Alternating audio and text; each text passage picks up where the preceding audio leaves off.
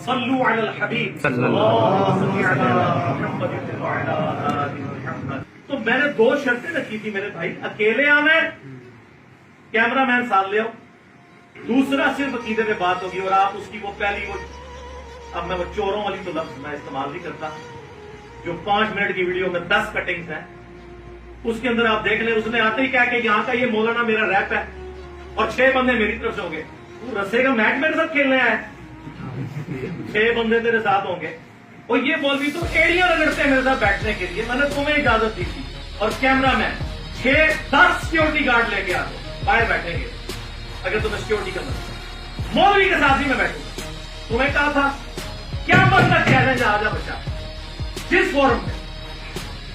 ابھی تو میں آگے انشاءاللہ کلیئر کرتا ہوں نا, یہ جو طاہر اشرفی کے بارے میں, یہ ان کا ریپ بن کے سامنے آیا ہے اور جھوٹ بولا ہے اس نے کہ میری بات ہوگی فلاں سے فلاں سے فلاں سے. وہ گورنمنٹ کا نمائندہ ہے نا طاہر اشرفی, پی ٹی وی پہ بلا مجھے, پوری بیٹھ کا تھا. تقی عثمانی کو بھی لے آؤ, تینوں ملے بیٹھو, سوری تینوں مولانا کو بیٹھو, تینوں مولانا بیٹھو. میں اکیلا بیٹھوں گا, خدا کی قسم قیامت تک کے لیے جو بندگی کا جنازہ نہ اٹھا وہاں سے, تو تم لوگ دیکھنا. اور ان کو پتہ ہے, سبحان اللہ, اللہ اکبر, اللہ اکبر. کلاسک ہے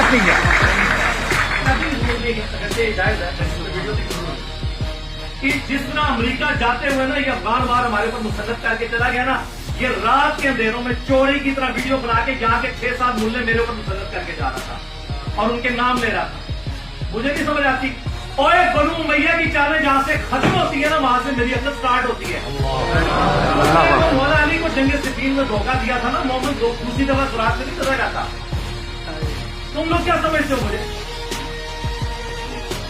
ڈنگروں والی اپروچ کے لیے بھی بھائی ایک ویڈیو چڑھا دیتے. کس پہ چڑھاتے؟ میری پہلے دن ڈیمانڈ ہے اکیلا بندہ آئے گا, کیمرہ مین آئے گا, ٹھیک ہے, اور صرف عقیدے پہ بات ہوگی. اس کی آپ ویڈیو دیکھ رہے, اس نے کہا ہے میں ان مسئلوں پہ بھی پہلے 1.5 گھنٹے بات کروں گا. تو وہی باتیں ریپیٹ کر